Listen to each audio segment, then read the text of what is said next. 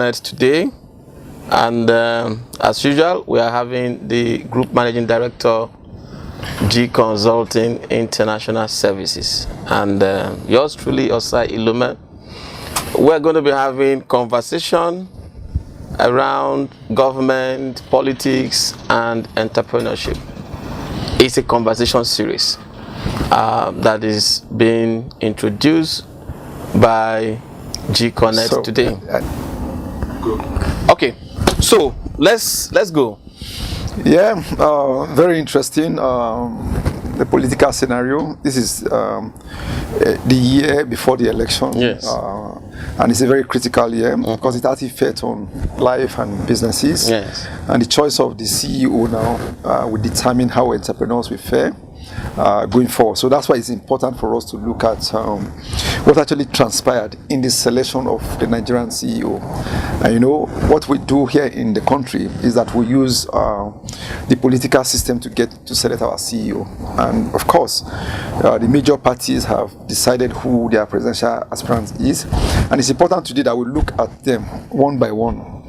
By starting that is the parties now. Yeah, that's looking at the parties now. Okay. You talk about PDP, you talk about the APC, you talk about the NRC, you talk about Labour Party, NNPP, and then NNPP and some of those parties like that. So, really, with the PDP, what do you think happened?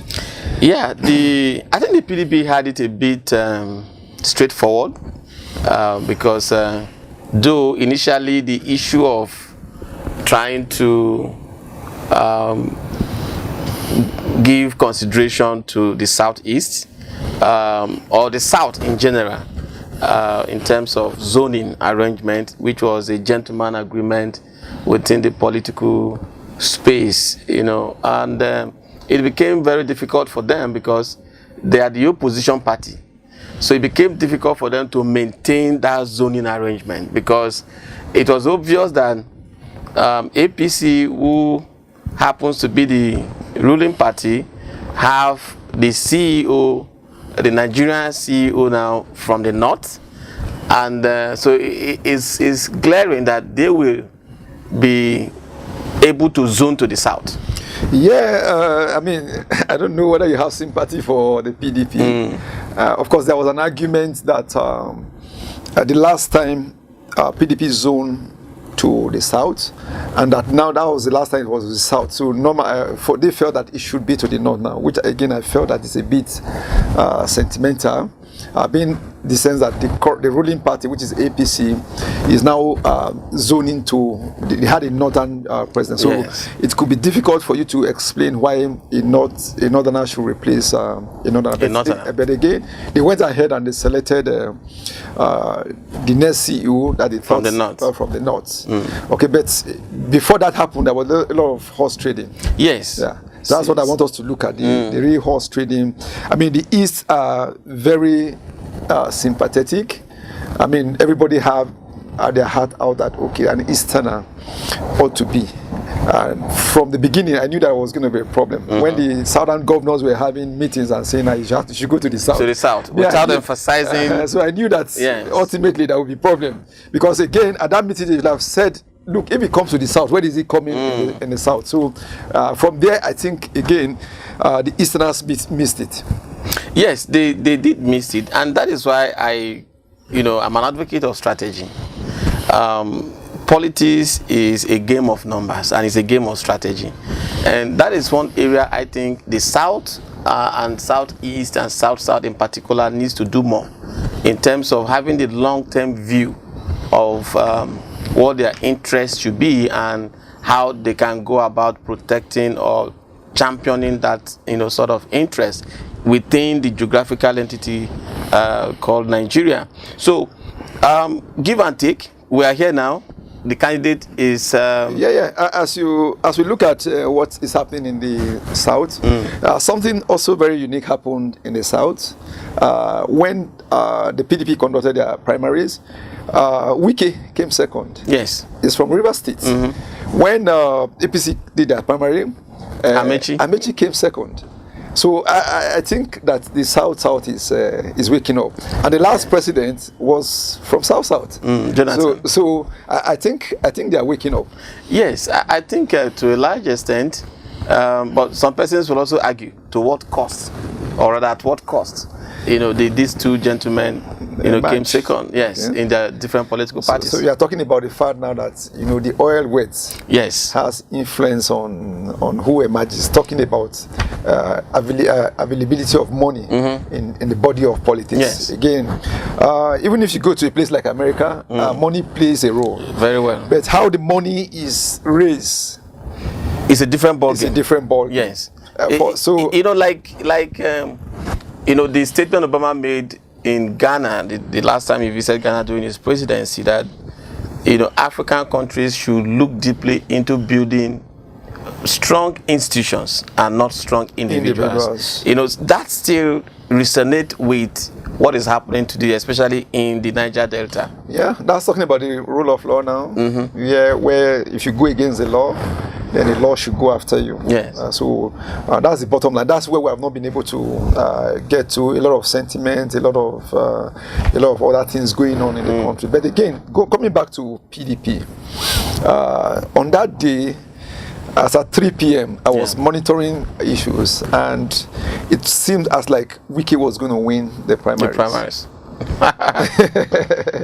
Then by 4 p.m., the entire game changed. Okay, by just the pronouncement of one of the aspirants. Yes. I mean, after he has given his speech and he was on his way to his seat, and he forgot that he was supposed to mention that he was stepping down. He was stepping down. It was dramatic, and Wike himself knew that was a problem. Okay. And like he said, after when he returned to Rivers, he was very furious that he could have stood on that drama to disrupt the entire process. But I think for me, if you ask me, really, horse trading is part of the game. You mentioned strategy. Strategy is also part of the game, and that brings us to APC now. But again, before we get to APC, what kept happening is my Eastern brothers, okay, being able to understand politics on how to win elections. I think it's very important. I'm not blaming them. They are disadvantaged by number. They are disadvantaged by the fact that the way we structured our political process and the delegate number, they are clearly disadvantaged. And recently I listened to Uzo Kalu, who was saying, look, where the Easterners missed it was when they said, when they were advocating that you should go to the south, they should have as well said, look, there has to be to the southeast. And you remember that he had to even step down to say, look, he's not going to be part of this process, because he knew clearly that he was not going to win. So that takes us to the APC primary now, which was another melodrama. APC primary held the nation at the jugular because it was explosive. It was something that Nigerians were looking up to, because for me, I have known it for a long time, since the advent of APC, that the day that APC will hand over, I mean, when the tenure of the president is going to elapse, after 8 years. After 8 years, that there will be a problem. And that is because the issue of who becomes the candidate of the party is going to be very, very problematic, because you will have a lot of forces that we want to aspire. But knowing the politics that happened, you know that somehow the Jagaban was a factor to putting APC together. And he also still maintains and oils that structure. And he has always had this ambition of becoming a president. So it was a party made a problem made from heaven, so to speak. The Jagamba factor. But again, talking about strategy, what I saw happen is that some people capitalize on every human being, every organization should have a SWOT analysis that's talking about strength, weakness, opportunity, and threats. So I think they started exploiting. The president has a lot of strengths, President Buhari, but again they started exploiting his weakness, which is the fact that he doesn't like to talk much. So I remember when he had to go to Spain, he left after meeting with the governor, and they released a statement on his behalf that he wants a candidate for himself, just as the governor had for himself. So it was a build-up. The people were looking for what to rely on to be able to do what they did at the tail end, which is to say, towards the few hours to the election, maybe a day to the election, the national chairman of the party endorsed the candidate. Do you understand? Because they started by saying that the president says he wanted the candidate, and eventually when they had to go to him, the president said there was nothing like that. So he ought to have countered them immediately that came up.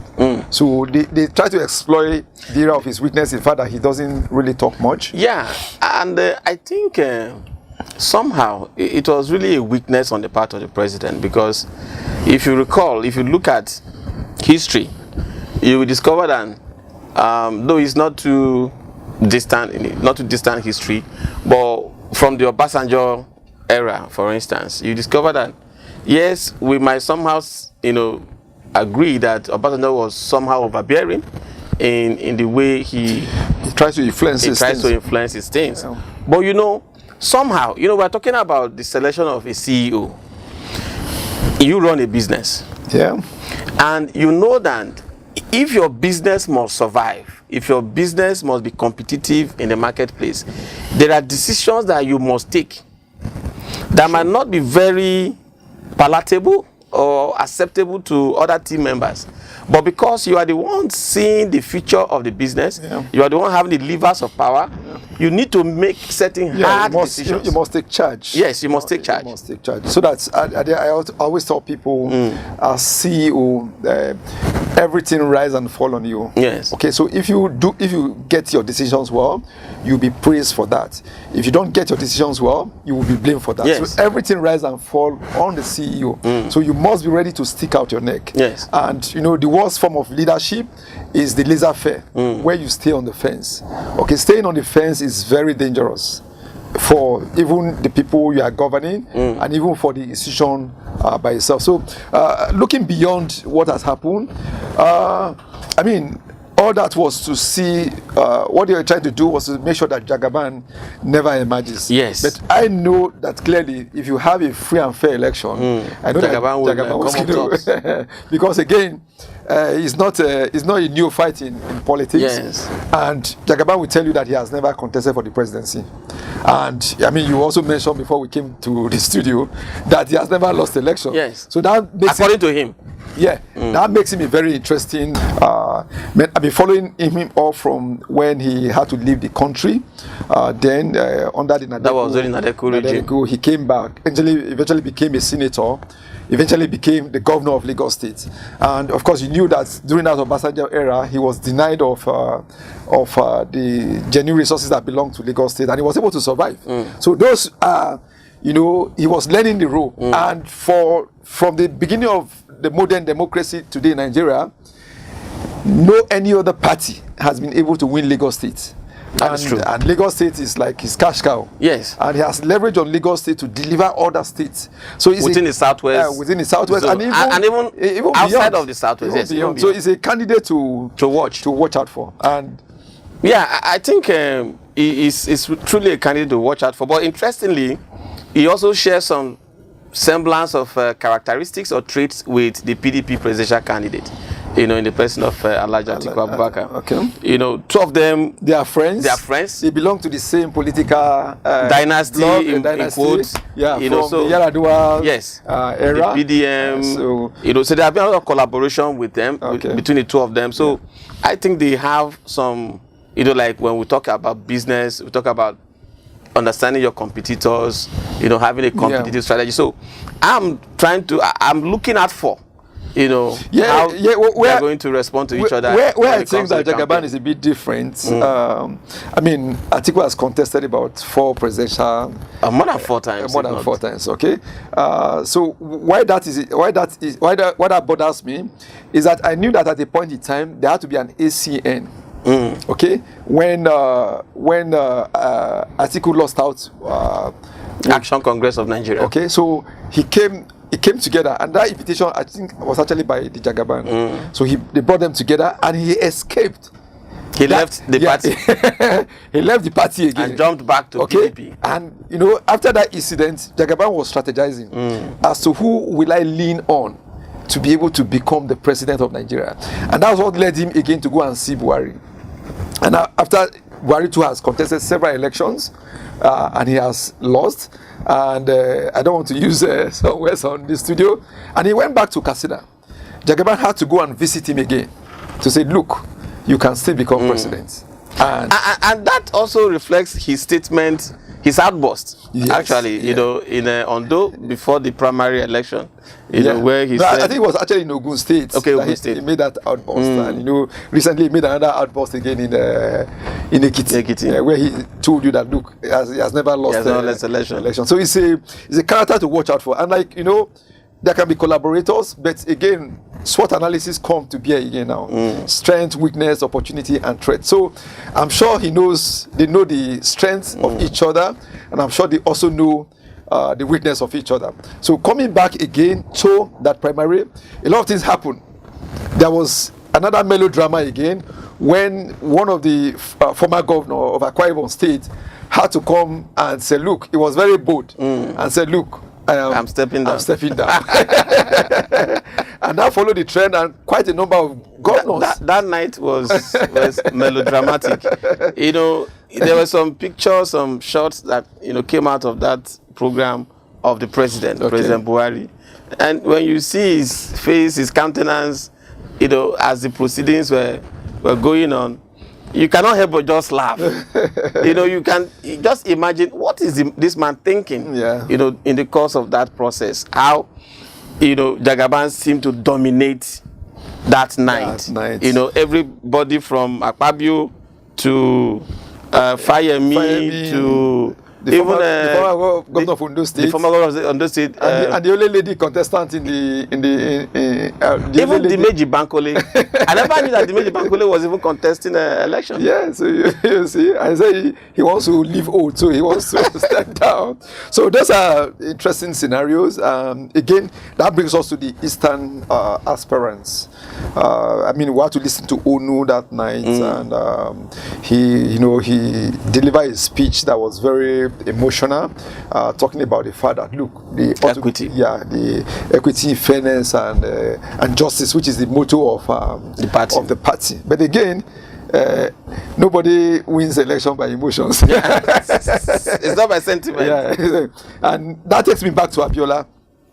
Abiola was one candidate that appealed to everybody. The East, the South, the North. But again, some people used to make mistake by assuming that Abiola appealed to all candidates overnight. Yes, that's the point I was coming to. That look, if you really want to build a dynasty, if you really want to appeal to people, you're not going to start today. You're going to do it over a long period of time. So once you do that and the people now get to accept you, man, you are good to go. So I want my Eastern brothers, they need to work on their political egoism. Yes, so that brings us now to Labour Party now. Yeah. Because we are looking at, the political scenario, the political party participation process in selecting Nigerian CEO. And we've talked about the APC, we've talked about the PDP. There's a new move in town. Yeah. And that is the Labour Party. Labour Party. And that have a candidate from the southeastern part of Nigeria, Peter Obi, to be precise. Yeah, very interesting. I mean, early enough, he knew that he was not going to make inroad in the PDP.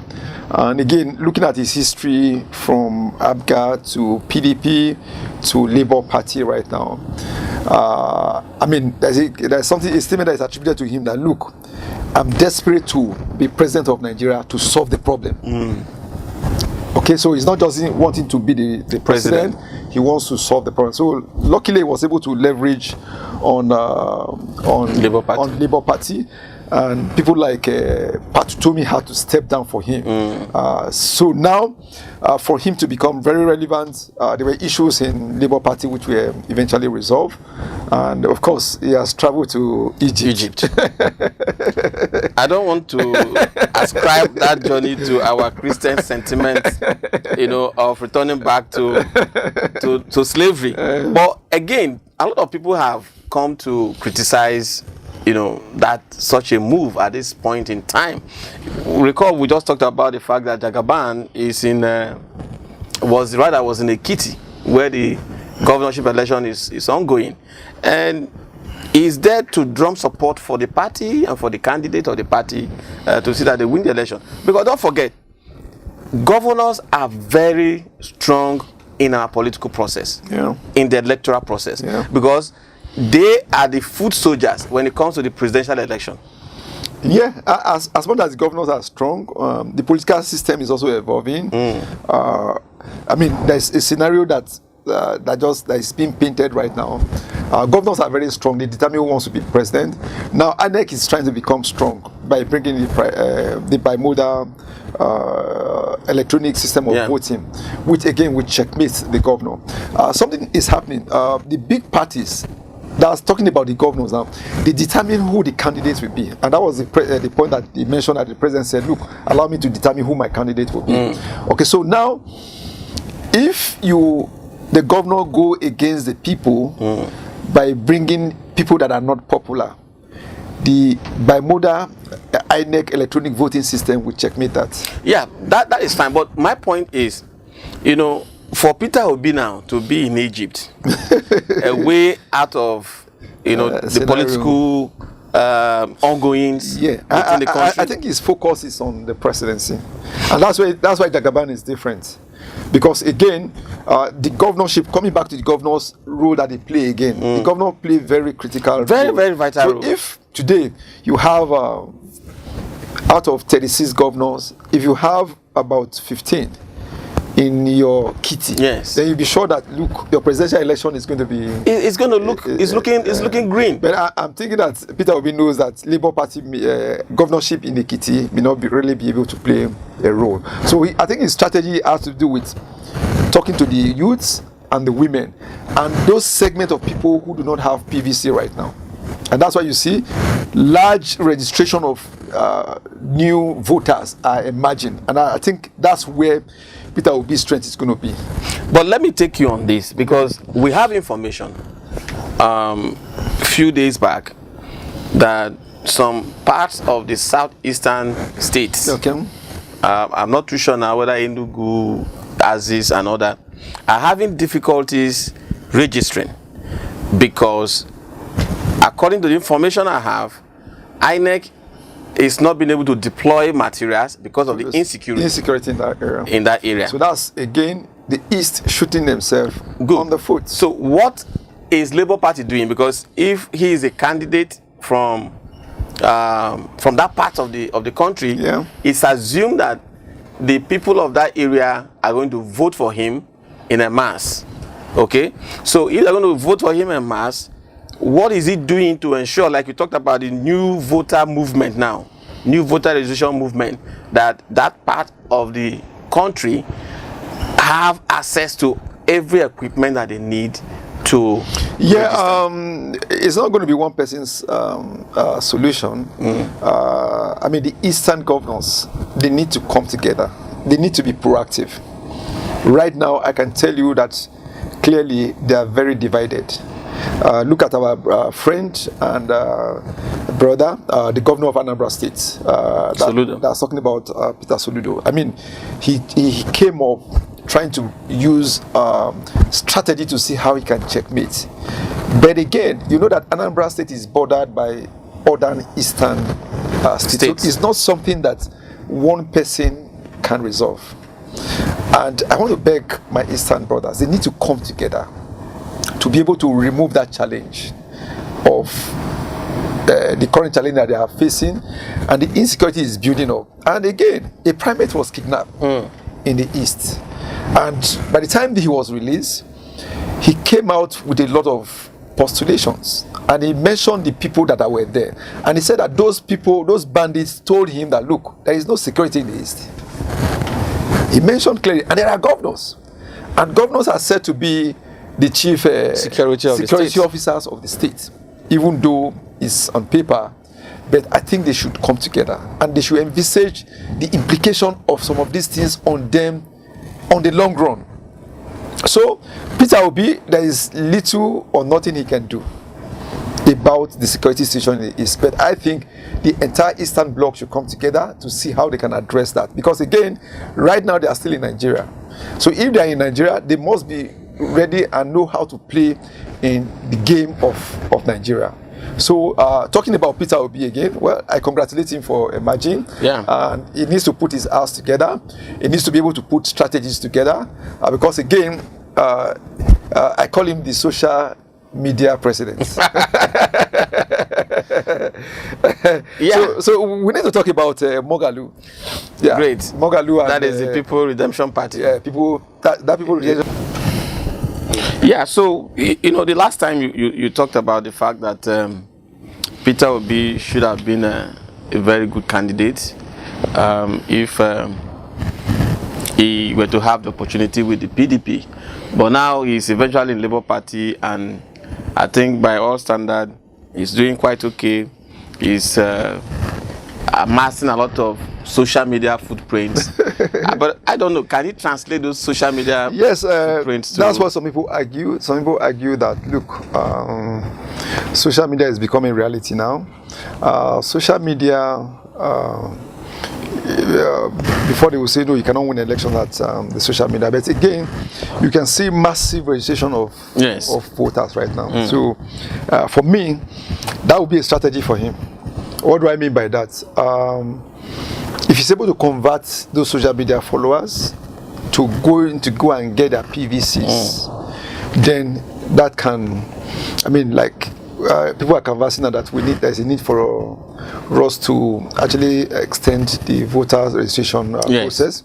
So if INEC says that they have about 40 million registered voters, then and our population is about 200. So that means we can still have accommodation for like 20 to 30. No, I think, is it about 80 million? About 80 million. So there's still room for half. I mean, we have not gotten 50% of our population. Yes, of our population. So that is true. If it's able to get 20 million new voters, that will... because of course the data as we have it today still shows that the president won the election by, I think, less than 50 million votes. So if he can actually dig deep into the society and mobilize fresh 20 million voters to register, then he has a good chance. Yeah, Peter Obi is a good candidate. Again, especially the fact that he has a solution to our problem. Okay, so now is how to get him to become president. And again, for him to win, there has to be a lot of strategies in place. There have to be a lot of strategies. And that brings us to the issue of the VPs. Yeah. Because you have a situation now where APC, you were saying something earlier on about Tinubu's upload of his details on an egg portal. Obviously, however he wants to run away from the vice president, he will actually need a vice president. Yes. And again, if you know the history of him not becoming the vice president to Buhari, the fact that, okay, they didn't want a Muslim ticket, and Buhari had suffered a lot because they see him as a religious bigot, and he didn't want that toga. Yes. And as much as possible, he avoided having Tinubu. And the problem that Tinubu had a long time ago was, okay, he's a Muslim from the southwest. Who is going to be his vice president? So that problem has always been there. But for him, I see him as somebody, when I get to the bridge, I'll cross it. So now he's at the bridge. And some people are saying, look, his wife is a senior pastor. The wife is a senior pastor somewhere, so that means he already he's already carrying Christians along. But that is I don't think that is supposed to be in the conversation so far, because it's about this the balancing act, of these parties, and I think our democracy is growing. Really is growing. A time will come where we will have to go beyond where you come from. It has to go beyond which religions you belong. But as it is now, people want to balance. You need to balance those sentiments. People need to balance things out. So we are still waiting for Asiwaju to come up with his. He will definitely come up with his vice presidential but most likely, is likely going to have a Muslim vice president. A Muslim vice president. That is going to be very. And again, that also brings the issue of the PDP. I think few minutes ago or few hours ago, they just announced a vice presidential candidate in the person of Okowa. Yeah, Okowa, again, I don't know how they arrive at Okowa. I mean, it is blowing my mind as I speak. It's calm, it's collected, but again, how much votes can he... What value addition is he bringing to the board, to the table? Only time we now tell. That's brightening the chances of people like Peter Obi now. And that's where... people like Kwakwanso, there was a point in time that Peter Obi wanted to join the party of Kwakwanso, and Kwakwanso was saying, look, if you're ready to be a vice president, you can come on board. So now, Peter Obi was able to get the Labour Party, and Kwakwanso got...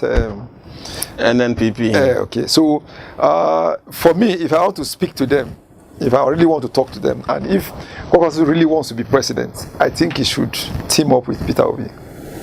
If he's able to do that, and Peter Obi is able to win an election, then you know that our next president is going to be Kwakwanso. So, politicians should not be too greedy about positions. Okay, they should plan ahead. And that's why you see people like Tinubu, who has never contested for presidency. He wants to have a shot now, and he wants to win it. So, but, there are people year in, tenure in, tenure out, they want to be president, even if they are not politically prepared. Okay, people like Mogalu now, he has just taken the bullet and shot himself in the leg. Okay, so a Kwakwanso should be able to avoid that, because right now, presidency by Nigerian sentiment should go to the south. So if you understand that Peter Obi is positioned to be able to do that, why can't we work Peter Obi as a vice president? So that is the biggest problem we have in Nigeria. You have politicians that are not thinking the long term, and that if you look at that narrative, it fits into why, as a nation, as a people, we don't also have that long-term approach to planning, to development, as it were. It's very important. Again, comes back to the word strategy. Strategy, game plan. Okay, Macron, Obama, they won elections by strategy. Donald Trump was able to... It's also by strategy, because... but he was able to bamboozle himself into the equation, but he couldn't sustain it. Yes, he couldn't sustain it because of his bombastic nature. Okay, but the truth of the matter too is that he deployed strategy. He was strategic in his approach, and one of the key strategies that he deployed was the appeal, the communication tools that he used, because he have this information about, coming from the Obama presidency, that the so-called whites, population, in the United States. That's talking about sentiment. Yes, now. About sentiment now. The so-called whites in the US were feeling, we're having this feeling that, why should a black man, achieve this kind of success? So there were a lot of racist, remarks and sentiments boiling up. And he knew that. He got wind of that information and he tapped into it, because most of the issues that they were using to attack Obama was the fact that he's not white, he's a colored man, and therefore his policies were pro-colors. Which is not correct. Which is not correct. Because again, we, Nigeria, the biggest black nation in the world, Obama never got to visit Nigeria. Yes. And again, the AGOA Act was there and it never got to be really implemented. So really, the black race will not say that they benefited so much. And people now conclude that, look, Obama is black in a white in the white man's skin. Okay, so but you know, I really think that our political class needs a mind shift. They need a mind shift. Somebody like Kwankwaso now needs a mind shift. But I can tell you here, sir, for free, that Kwankwaso will never accept a vice presidential ticket with Peter Obi. Never say that. Never say never in politics. But it's my permutation, it's my projection. I'm sure by the time he listens to us on this station, he should have a rethink. You understand what I'm saying now? So that, you know, two of them are very good presidential material. I know quite a number of people who have benefited from the Kwankwaso scholarship schemes. And again, and he's not pretending about it. He has educated quite a number of persons. And you know today that education is what we really need to be able to enlighten the people to understand all this things. So if you are listening to us, Kwankwaso, we want you to align with Peter Obi to see.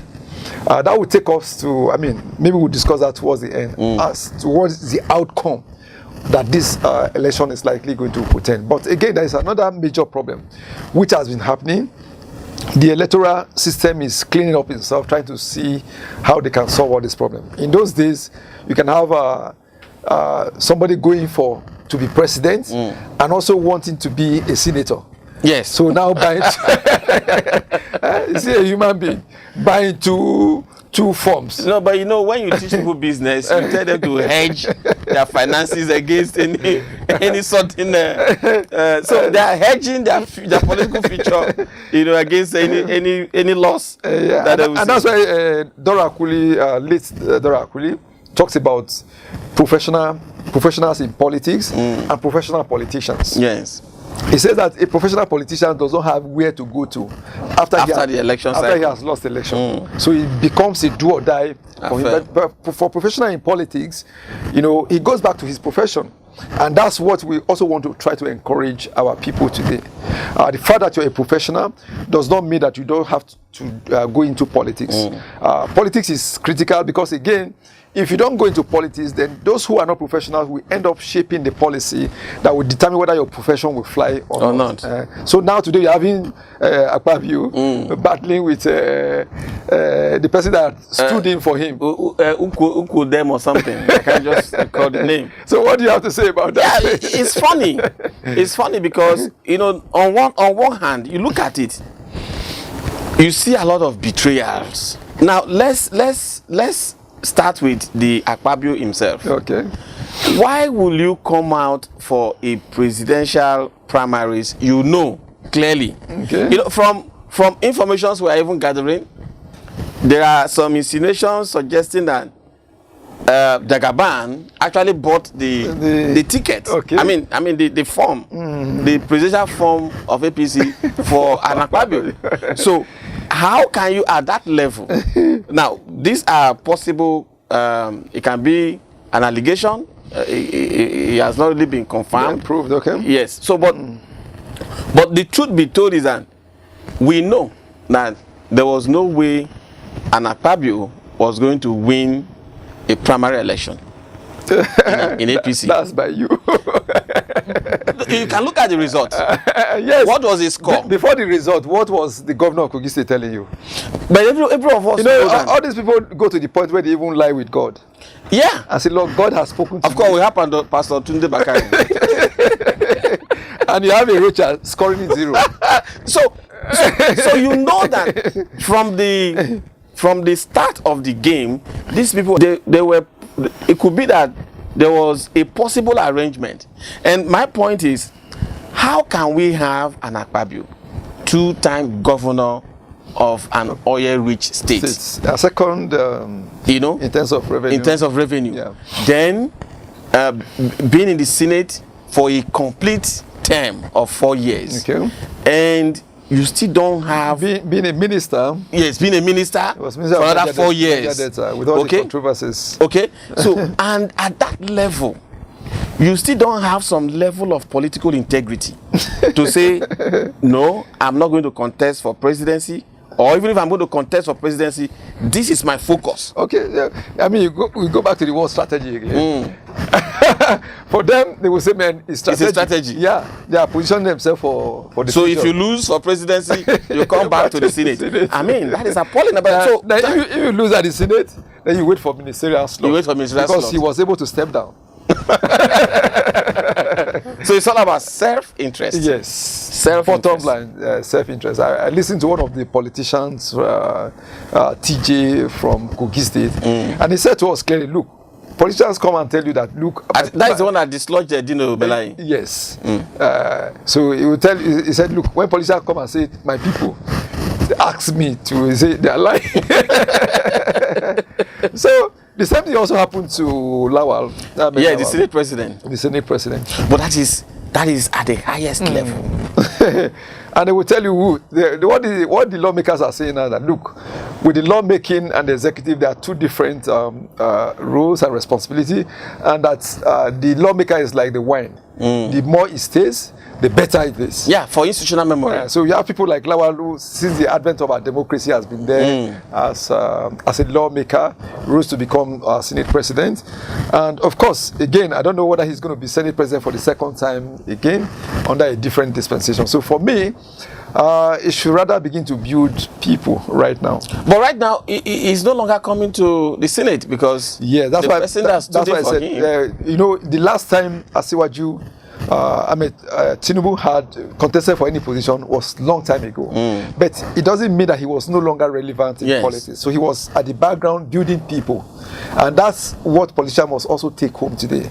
How do we work to build people who will succeed? Because like it or not, it will get to a point where you must have to, contest, face out. You must have to leave the scene. So begin to think about that.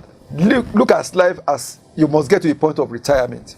Okay? And that's what we also preach in as a CEO. And you see, it's just like central bank that are regulators. They talk about corporate governance. They tell you, look, as an MD of an institution managed by CBN, you cannot do more than 2 tenures or 5 years. That's 10 years you are out. That's why you see that people like former Zenith Bank MD, people like Tony Elumelu, after 10 years, they have to go out. They have to go out. So politicians must also prepare their mind to say, look, at a point in time, we must have to exit. And if the people are not even, if they're even calling for you, tell them, look, let's put younger people there. And building people, I think, is one of the fundamental problems we're having as a people, as a country. That's the mentorship. Yes, the mentorship process. Because if you even look at, the insecurity that we're talking about, it's all about having people that have capacity. And you cannot really have capacity when there is no enabling environment for mentorship, for support, to enable people to achieve their dreams professionally. Yeah, in business we call it mentorship. In politics they call it godfatherism. So which is another day's discussion. Again, most governors now you see, once they anoint somebody, you just give them some few hours, they begin to quarrel. You say, look, I paid you for me to get to this position, so you don't have control over me again. And there's another scenario that happens mostly in our politics, that deputy governors never succeed their predecessors or their principals, so to speak. So which is another major problem again, and I think it's something that we need to also look into. Why? Because again, ordinarily, if you got your deputy governor or your vice president to help you win election, then you should be able to succeed you. But you see that the ratio of success is very, very low. Very minimal. I don't think it's up to 5%. Because the governors have become superpowers. Nobody is checkmating them. I tell you today, if you go to your states and you go on a media like this and say that your governor is stupid, I tell you they are going to demolish your father's house. Simply because he has too much power. And I even think that the president is, the governor is even more powerful than the president. Yeah, and that's in his own state. The power that the governor wields in his state is tremendous. You cannot go to any state now and abuse a governor the way you abuse the president. I'll tell you, your father's house that was built in 1920 will suddenly become on the right of way, and they will demolish it, and nothing will happen. Look at what happened in Oyo State, where they had to demolish the station, the FM station of Ayefele himself. And governor simply said, "Look, you didn't apologize, or you didn't pay homage to me. That's why I demolished it." And the governor had to take the state money to assist him to rebuild back. That's to tell you how powerful a typical state governor could be. And I don't know what is going to solve that problem. And that's why you see people are skeptical about the state police. Yes, that's one of the reasons. But let's look at, briefly, before we proceed to other topics we have, how can we really checkmate these governors? I was looking at a concept, looking at the federal government, for instance. We have the Council of State. Okay. We have the Council of State. Okay. Do we have anything in that mood in the state? The states. The governor is an emperor. Because again, this is still alleged that you see most of the governors, they actually buy their slots with good amount of money.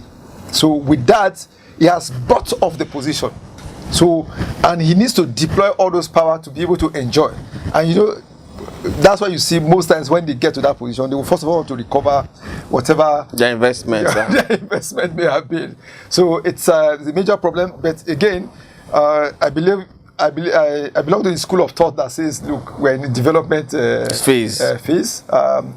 Gradually, our things we fizzle out. The bimodal system, independent candidacy, such that if you think that you can win an election and there's a transparent electoral process that can checkmate you, and you know that, look, you can lose the election because you are no longer popular, then it will make the governors to start behaving well.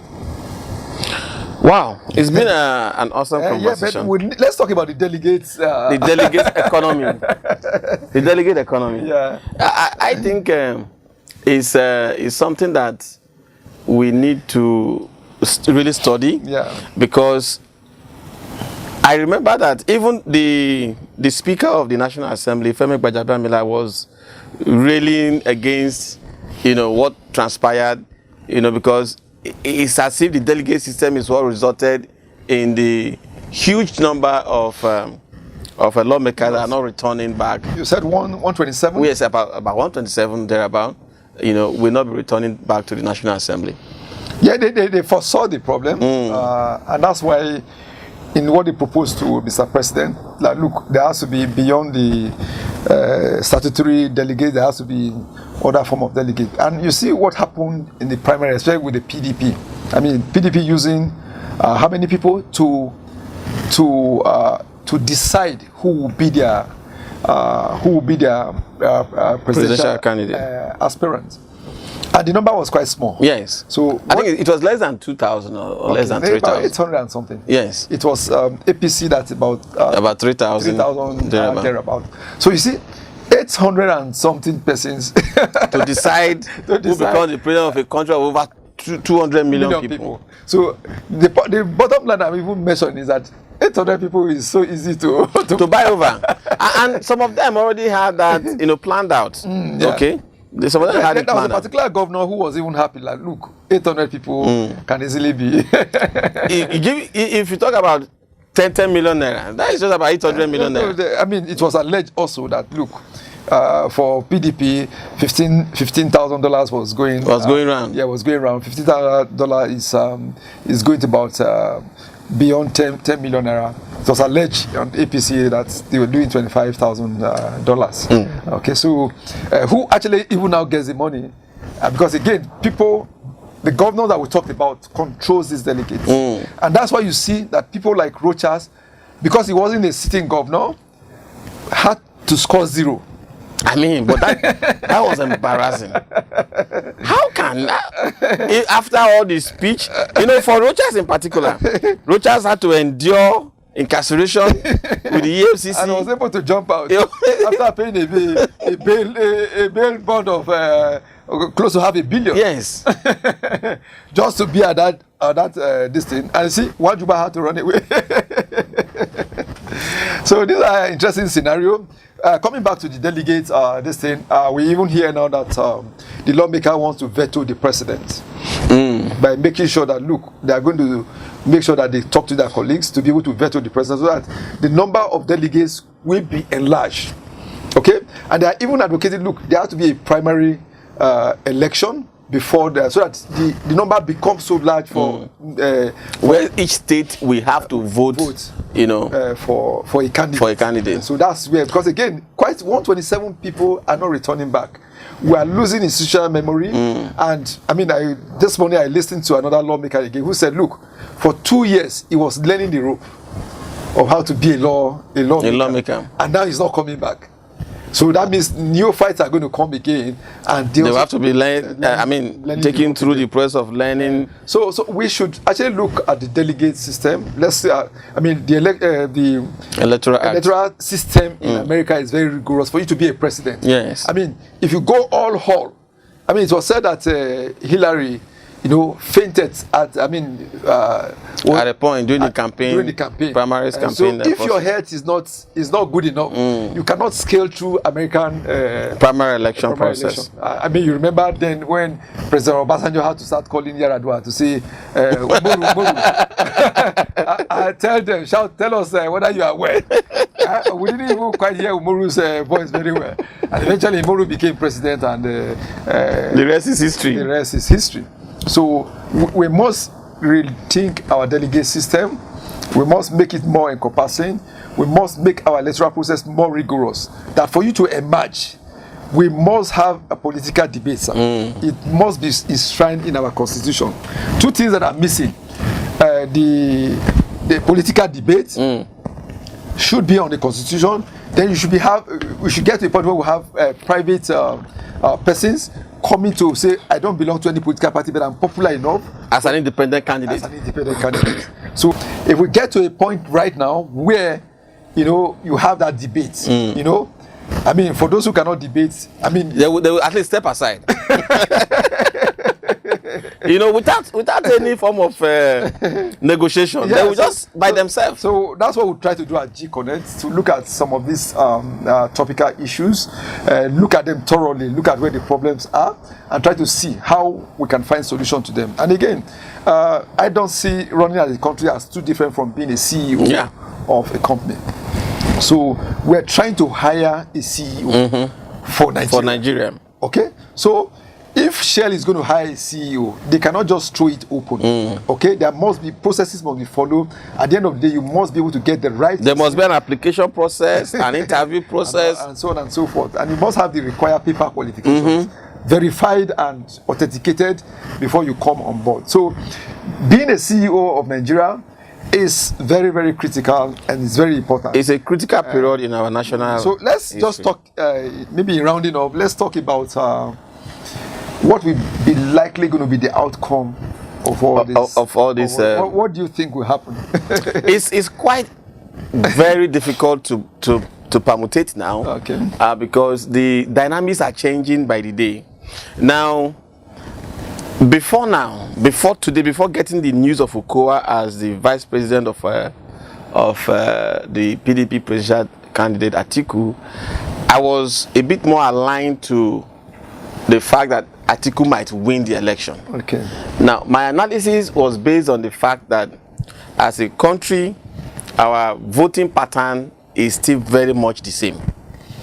And what do I mean? Our voting pattern is still around ethnicism, religiosism, and so on. Yeah. So I was looking at it that perhaps the North might give Atiku 60% of the vote, thereabout, since we have a Kwankwaso that might disintermediate some votes in the North. Then we also have a Jagaban that also have a lot of structures in the North. So I was looking at that perhaps Atiku might get 60% of the vote out of the north. Then, if he had been able to take a very efficient vice presidential candidate, perhaps from the southeast, that will now help to give him some votes. You know, knowing that Peter Obi is there, you know, so that will help to disintermediate Peter Obi's vote from the southeast. So right now, Peter Obi is locking up the southeast. Okay. Okay. So Peter Obi locks southeast. Asiwaju locks southwest. Okay. Now the north become a playing ground. Okay. So it's very open right now. Okay. So I like that. For me, this year's election is going to be very interesting, and let's see the conclusion of the nominations for the vice presidents. But the front runners, of course, are Asiwaju, Tinubu for APC. They have Atiku for PDP, Peter Obi for Labour Party, and of course, you have Kwakwanso for NNPP. So let's see in the next few days, let's get the vice president candidate for the all the parties. But what I predict will happen was that there will be a stalemate. Okay, 3 of those candidates will come to a stalemate. To a runoff. Yeah, they will come to a runoff, and there will be alignment and realignment. 2 of those political parties may likely fuse against another party. Another party. Then that will now determine the winner eventually. So I think our democracy is growing. It's growing. Kola Abiola. Yes. In a statement yesterday said that they won in 1993. And they won as well.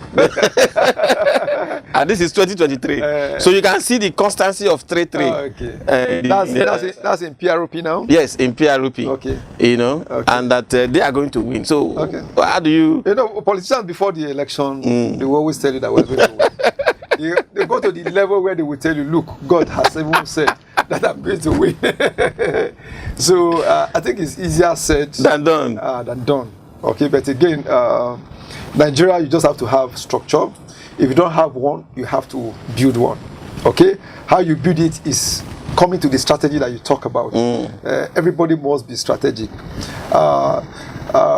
Tinubu is a strategist. He is. I must tell you. You know, I doff my hat for him. So it's not somebody you're going to ignore. No, not at all. You're not going to ignore him, and he's shouting all over the place. Look, the guy is out. He's out. Because you know? He has never contested. So what I will tell you about Asiwaju is that, look, this is the first time he's contesting, and this might be the last time. Of course, by his age. He will be able to contest. So it's going to be what Obasanjo calls do or die. Ruffle fight. Do or die affair. So, but I think it's beautiful. Another point that we are even taking for granted is, you know, to your point that our democracy is growing. If you look at the political class, there seem to be this understanding. There seem to be this maturity, you know, compared to where we are coming from. By now, you will have been hearing a lot of political killings. You know, this person has been killed, the other person has been killed, or this person has died. You know, people will surely die in Nigeria election. But the role of Abdul Salam and Father Kuka in their peace accord committee, I think I will tell you that it's working, because again there is a code of conduct for all the politicians. I mean, look at what happened in the build-up to Ekiti election. There was fracas between 2 of those political parties, and during the debate, they had to bring it to their attention. And they said to themselves, look, our supporters are the ones doing these things, because no aspirant is going to instruct his person to go and attack another person. So we need to actually talk to those supporters. We need to talk to them critically. Look, that election is just, it will come and go. Leadership will continue. And if you lose your life in that process, I mean, you are gone.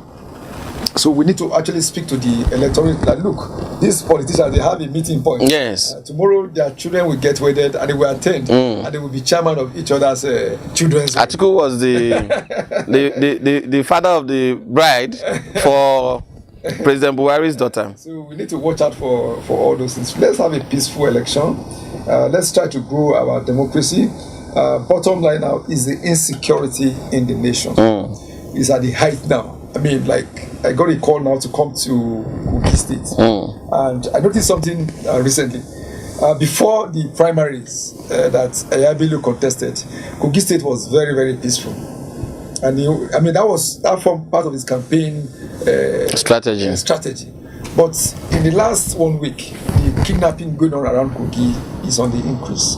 So I want to use the opportunity to talk to the governor again. You were doing well in terms of security, and you even boasted about that Kogi State is one of the most peaceful states. What was he doing then that he's not doing now? Okay, I mean, it's about paying attention, because again, when it comes to security, in reality, you have to spend money. You have to spend money to put the right people at the right place. And again, the vigilante system seems to also be working, because again, I pass through Kogi most of the time. I mean, you see a combination of the police, the combination of the military, you see a combination of the vigilantes, where if a kidnap takes place, the vigilante will follow up. So I think it should revive that again. And indeed, speaking to all the other governors, security is important. Human life is very, very critical, because again, if you are not sure about your safety, there is no way we can achieve any progress under this kind of dispensation. So we want to commend President Buhari for how much he has done, but we need to do more. Kidnapping is on the high. It's on the increase. So they are going to people's houses now to kidnap people. So, I mean, you decide to say, okay, I don't want to go out. I want to stay in my house. And they will find you there. Yeah, find you there to go. Oh my God. So that's where we are now, which is, I think, is something that we must collectively look at. Then, bottom line, we must get to the point where we need to debate issues. This time around, all the presidential aspirants must be present to debate. And again, if you are unavailable for debate, is a penalty for us to declare you unfit. Yes, unfit to run for the office of the president. So, I think that should not be the responsibility of ourselves and NGOs out there that are playing in this space. Let us, push for this debate. I remember the Not Too Young to Run campaign. How it galvanized people, and again, you also see a movement now. You talked about a lot of people going to register to vote now. There is some level of, movement in that direction. If we can also introduce this into the mix, to begin to drum up the fact that presidential candidates should be compelled to attend debate. Yeah, you cannot compel them because it's not in the constitution. So you are just like moral situation, and again, that can be used against you in case you refuse to make yourself unavailable. That means that you don't have manifesto to be able to come to defend, because again, political debate is coming to defend what you want to do. And at that point in time, we record you to say the promises that you made, because most of the time we challenge our government to say, look, you made promises, but they were not recorded. So we should have an official documentation. So where we will record you, so that any day you are derailing from what you said to us on that day, we'll be playing back those tapes. Yes. And I think that's the way we should go. So the political scenario is charged. It's charged. Nigeria will be better off for it at the end of the day.